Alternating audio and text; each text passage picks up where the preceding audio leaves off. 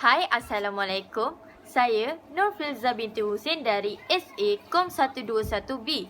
Dalam kefahaman saya tentang rukun negara adalah ideologi kebangsaan Malaysia yang telah dibentuk pada 31 Ogos 1970. Ia diperkenalkan berikutan peristiwa 13 Mei 1969 yang telah melemahkan perpaduan antara kaum di Malaysia. Tujuan rukun negara ini dibentuk adalah untuk membentuk perpaduan yang kukuh.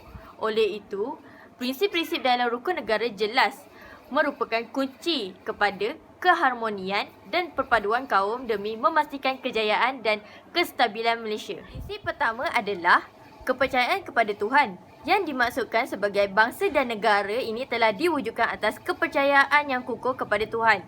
Melalui kepercayaan beragama inilah akan menjadikan bangsa dan negara ini sebagai satu bangsa dan negara yang berdaulat. Prinsip kedua pula adalah kesetiaan kepada raja dan negara.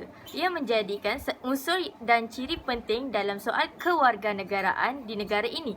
Setiap warga negara Malaysia perlu menumpukan sepenuh taat setia, jujur dan ikhlas kepada Yang di-Pertuan Agong dan negara. Penghayatan terhadap prinsip kedua mampu membentuk satu bangsa Malaysia yang patriotik dan bersatu padu kerana raja adalah payung negara yang menaungi seluruh rakyat di negara ini.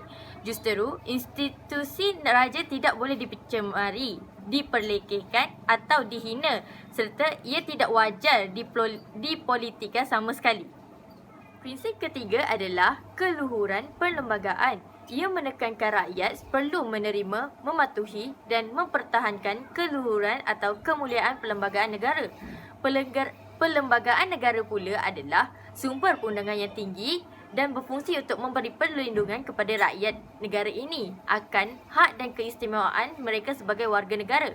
Setiap warga negara Malaysia perlu menghormati, menghargai serta memahami maksud dan kandungan serta latar belakang sejarah perlembagaan negara. Prinsip keempat pula adalah kedaulatan undang-undang. Keadilan yang diasaskan atas kedaulatan undang-undang menunjukkan bahawa setiap rakyat adalah sama taraf di sisi undang-undang. Selain itu, kebebasan asasi juga terjamin bagi semua warga negara Malaysia. Undang-undang negara yang berasaskan perlembagaan perlu diterima dan dipertahankan kedaulatannya.